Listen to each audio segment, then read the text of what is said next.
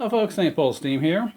This is my newly completed Jensen 10, which is the newer or the older version of a 25G. It's all cast iron, and this has been totally restored. There's hardly anything on here that I haven't touched. Bead blasted, repainted, polished. The boiler's been sent off and re-nickel plated, as well as the flywheel, and the firebox, chimney stand, and both cast bases have been bead blasted, stripped, and repainted as the correct color as you can get. You can see it's a Jensen 10. The tag and the UL label have been moved over from where the generator sits to this side because the generator normally would have sat more towards the middle, and I repositioned it so it would be more useful. But this is the setup that came on this plinth. Just a lot of modifications, as I like to do. And the boiler is nearly perfect. It's just absolutely beautiful. And she's getting ready to come up to pressure. Oh, better shut off the steam valve. And I even reworked the safety valve. That's been totally rebuilt, and I threaded it and added a stiffer spring because I like a little higher pressure. As you can see, the firebox absolutely is gleaming. Rebuilt the sight glass, of course. Added one of my 0 to 30 psi or 0 to 2 bar pressure gauges, and it's starting to climb now. We polished all the steam lines. The flywheel got sent off and nickel plated as well. And it's the heavy flywheel which came on this engine. This has a domed cylinder end on it. And it's got oil cups in each of the stanchions on the engine and the generator.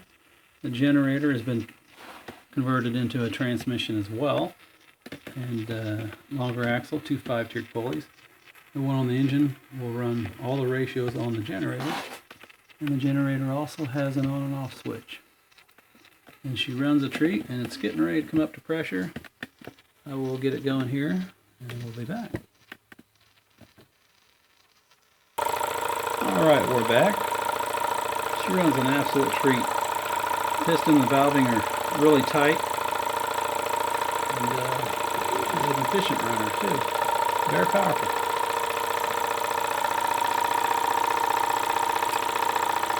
Has no problem running the generator.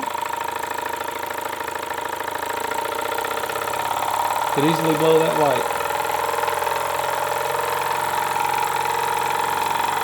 And with the switch on there, you can have a little more power to run accessories. I show it in the video powering 2 Jensen 100 workshops.